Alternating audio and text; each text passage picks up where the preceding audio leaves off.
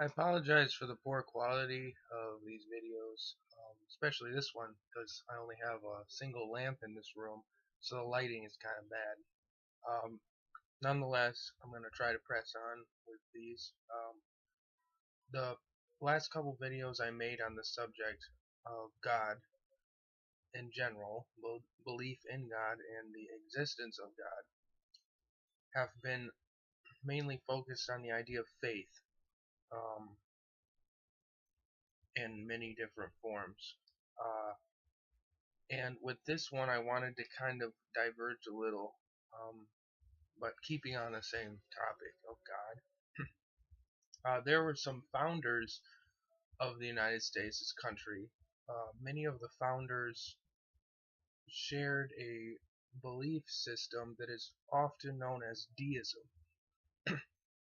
Contrary to many people's belief, many of the founders, if not most of them, were actually um, kind of reluctant to associate themselves with what we would today might call evangelicalism. Um, that is or sort of neo-Puritanism. Many of the founding fathers were reluctant to wholly submit their belief to the traditional Christian idea and Christian ideals of society and God, and that's mainly one of the reasons that the whole idea of church and state being separated was unique at the time of the foundation of this country. Um, at one point, I know I had one of my instructors in college had said that at one point during the beginning of the United States, it was the most secular nation in the world at the time, because at this time, many other nations, including Great Britain, had been dominated by the Church of England and local and autocratic churches throughout Europe, and obviously the Islamic world was dominated by Islam, Sharia. But at the time of its birth, the United States was actually quite secular, and purposefully so, uh, created that way by the founders, because the founding fathers knew that religion as an official institution, that is to say, the government being endorsed or endorsing a certain belief system, was a dangerous thing for society. Having said that, many of the founding fathers were deist, which can be summarized in what is called, I believe, maker, the clockmaker theory, or watchmaker. I can't remember which one. Forgive me. Um, Something to do with the clock. But basically, the idea of this theory about God that many of the founding fathers had is that there is a God. However, this God is a very impersonal God. That is to say, God, being the creator, is responsible for the creation of the universe.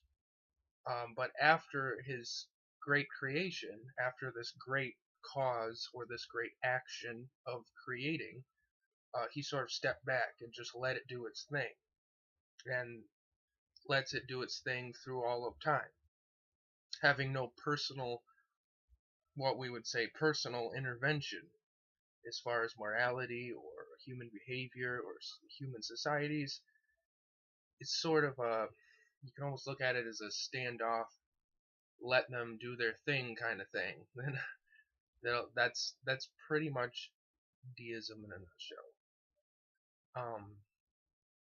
I do not share the belief that God is an impersonal God. I do believe he is personal, um, because it doesn't make sense to me that the creator, the source of all of what we see, all of what we sense, um, that he would be the first cause and step back and have nothing to do with his creation. I believe that in order for this process to continue, in order for these rules and guidelines and these physical laws and things like this to continue, it needs some sort of continuous power driving it.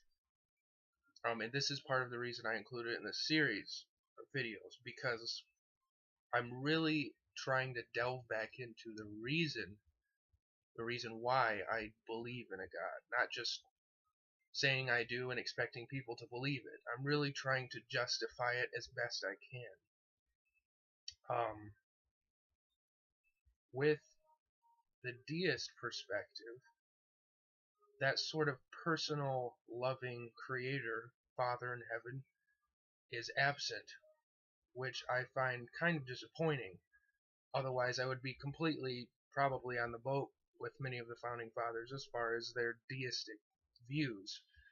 Um, so I guess you could say about 50%, about half, I would say I'm a half deist in the idea that, first of all, tracing the universe back, or looking at it as a whole picture, put it that way, looking at it as a whole picture, taking Newtonian laws by Newton, physical laws, laws of physics, of the cause and effect. I think that's probably the most popular one that everyone seems to know. The law of cause and effect of equal and opposite force. I believe it's the third law, but again, I'm not a physicist. But taking that into account, basically the idea is that if you had, metaphorically, if you had a ball in your hands, or some kind of object that was buoyant, and you threw this object, and it hit the ground and bounced off, and hit the ground again, and bounced off, and hit the ground again. This process, as it can be called, is basically what we live in. Action of you throwing it, the reaction of it hitting the ground, and then going back up, and then action, on and on and on and on. And I know that many people have, this is nothing new what I'm saying so far, that the cause and effect, the whole idea. But the point is that if you trace the effect back to the cause, back to the effect, back to the cause, back to the effect, on and on and on, as I believe you can, mathematically or scientifically, if you trace that back and back and back, there had to have been, logically, there had to have been a first cause, or an initial cause, for the universe to begin. Because as modern current scientific consensus is, that the universe began with a whole Big Bang theory. I've seldom heard of any scientist refuting the Big Bang theory so far. I don't know, I haven't listened to every scientist, but so far I think it's still held up as far as critical analysis in the scientific community. But basically, the Big Bang theory is a description, in my view, of that initiating force, that first cause. Something had to initiate it. And what I've heard from some videos and different articles I've read on different physicists, including Stephen Hawking and Michio Kaku, I think is his name. They're brilliant men. But they have said, they have theorized that the universe began as a sort of singularity, some kind of infinitely tiny particle or subparticle. You could, I mean, so small, it's less. The entire universe would be compact in this tiny particle that would be less than the size of the head of a pin, say. So all these galaxies, all these stars, and all these light years would be compact to that extremely dense, materially dense particle. And what happened, they explain, they theorize, is that a force suddenly exploded, hence the Big Bang. I think that's as I had thought about it, that's one of the reasons that I believe in a creator, God, Allah, Yahweh, whatever you want to call it. It really doesn't matter the name, but there would have to be some kind of initiator behind that. given the different theories about the personality behind God, I think at this point to build on this sort of foundational theory of God exists, we'll worry about that later. As far as the personality of God, which divinity, how many gods, maybe more than one. I personally believe in one, but at this point in explanation and discovery, at this point, I can't deny that there could be more than one. But anyway, so basically, behind this initial Big Bang, as it's scientifically explained, is that initiating force, much like the deists believe. The only difference being, like I said, that the deists believe that after this initiating force, after this first cause, to start this chain of cause and effect to up to present day, after this, the deists claim that God sort of just sat back and watched, kind of thing. I would argue against that, but that'll come for a later video.